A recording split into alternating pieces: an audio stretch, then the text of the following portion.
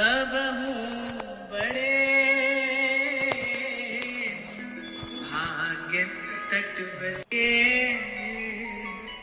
कबहू बड़े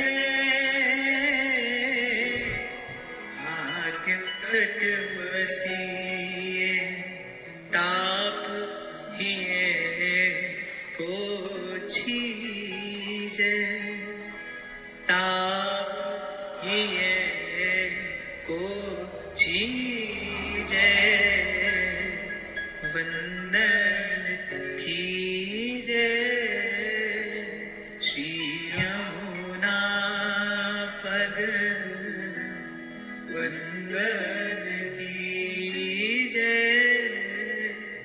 श्री यमुना पग, वंदन कीजे। और फिर इस विषय में तो हमने पहले भी चर्चा की।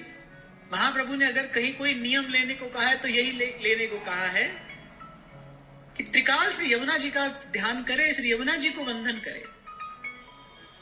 त्रिकाल माद्रितः पठेत कलिंद नंदिनी वृदा विचिंत विश्व वंदिताम, इहैव राधिका पते पदाब्ज भक्ति मुत्तमाम, अवाप्य सह ध्रुवम भवे परत्र तत् प्रियानुगः। तो श्री यमुना जी को कोई अपना भाव निवेदन करे तो श्री यमुना जी कृपा करके श्री जी तक पहुंचा देती हैं। चाचा जी ने तो अपने आप को ही निवेदन कर दिया। आप देखिए कैसी अद्भुत निष्ठा है।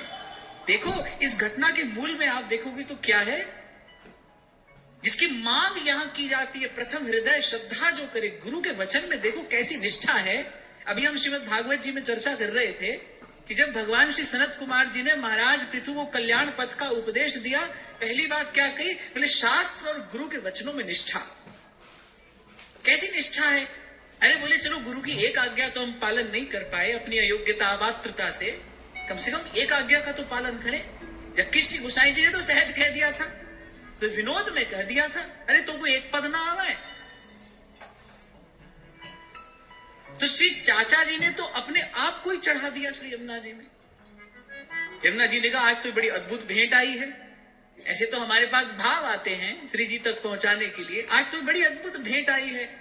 यमुना जी प्रसन्न हो गई, यमुना जी ने कृपा की और उस प्रवाह से उनको पहुंचा दिया कहां, मानसरोवर। और मानसरोवर में दिव्य लीला हो रही थी। प्रियालाल अपनी सहचरियों संग जल केली कर रहे थे और चाचा जी का वो देह जो था वो बहा जा रहा था। करुणामयी की दृष्टि पड़ी, और क्यों ना पड़ती, यमुना जी की भेंट है। ये भेंट किसकी है? इसे यमुना जी की भेंट है। यमुना जी ने प्रवाहित किया है उसको, यमुना जी ने पहुंचाया है, श्री चरणों तक निवेदन किया है। करुणामयी की दृष्टि पड़ी, श्री जी ने श्री ललिता जी से कहा, श्री प्रिया जी ने कहा, अरे ललिते देख, ये देख कोई भयो जा रहे हो है, या ते पूछ कौन है। प्रिया जी ने ऐसा कहा, ललिते या ते पूछ कौन है। श्री ललिता जी ने देखा चाचा जी अचेत थे, मूर्छित अवस्था में थे। तो श्री ललिता जी ने कहा, अरे प्यारी जी ये तो बोले ही ना है, मुझे लगे यहाँ पे वाणी ना है। श्री ललिता जी ने कहा, अरे प्यारी जू ये तो बोले ही ना है, मुझे यूं लगे कि यहाँ पे वाणी ही ना है। श्री प्रिया जी ने कहा, ललिता देख यहाँ पे वाणी है, ये बोलेगो यहाँ पे वाणी है। बस ऐसा प्रिया जी ने कहा। चाचा जी के नेत्र खुले, लीला का दर्शन किया, तब से चाचा जी ने लिखना आरंभ किया और अपने जीवन के अंतिम क्षण तक सदैव चाचा जी निकुंज पहुंचे। सेवा कुंज में आज भी फागुन के महीने में समाज होता है चाचा जी की पावन स्मृति में। धमार हो रही थी, धमार का गान करते करते चाचा जी सदैव वृंदावन पहुंचे हैं। केवल उत्तरीय वस्त्र वहां पर रह गया और चाचा जी सदैव वृंदावन धाम गए। क्यों ना जाते, आजीवन उस नित्य केली रस का पान किया। केलीदास नामक लिखिया चाचा जी के साथ रहता था। किसी भी अवस्था में, यहां तक कि कई बार ऐसी घटना घटी कि शौच आदि क्रिया कर रहे हैं, उस समय भी उसको, वो जो लिखने वाला था उसको यही आज्ञा थी कि तुम निकट ही रहना। शौच आदि क्रिया कर रहे हैं और उस समय कहते थे केलीदास, वाणी आई, और वो वाणी लिखने लगते थे। तो इसका प्रवाह कहां से हुआ है? कि करुणामयी की कृपा से इसका प्रवाह है। तो चाचा जी की वाणी जो है वो कृपा प्रवाह है।